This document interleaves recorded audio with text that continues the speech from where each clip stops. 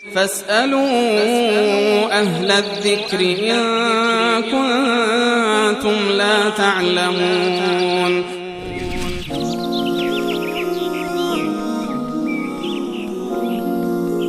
پس جناب استاد ما میتونیم یک معیاری برای خودمون قرار بدیم که شفاعت، توسل، اینا همه عبادت هست و هر عبادتی باید مطابق با آنچه که الله سبحانه و تعالی امر کرده و پیامبر صلی الله علیه و آله و سلم بیان فرمودن باشه.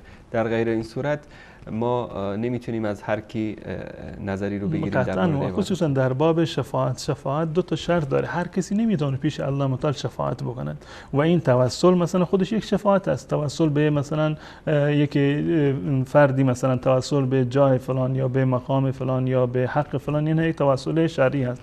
توسل به اصطلاح و این شفاعت که در واقع بگون تا زمانی که الله متعال اجازه ندهد، دو تا شرط اساسی دارد که الله متعال اولا اجازه بده به این شرط که در واقع بیاد و شفاعت بکنه. همونطوری که میگه من ذا الذی یشفع عنده الا باذنه، بدون از اجازه الله متعال کسی نمیتونه شفاعت بکنه. ولا یشفعون الا لمن ارتضى، و کسی هم نمیتونه شفاعت بکنه مگر برای کسی که الله متعال از اون به صورت راضی باشه. هم اذن لازم داره که الله متعال اجازه شفاعت بده به اون کسی که شأن شفیع قرار دادید، و هم الله متعال از اون فردی که شفاعت میخواد اون در واقع هم از اون راضی باشه. بدون اون دو شرط کسی هم نمیتونه در پیشگاه الله متعال شفاعتی رو انجام بده.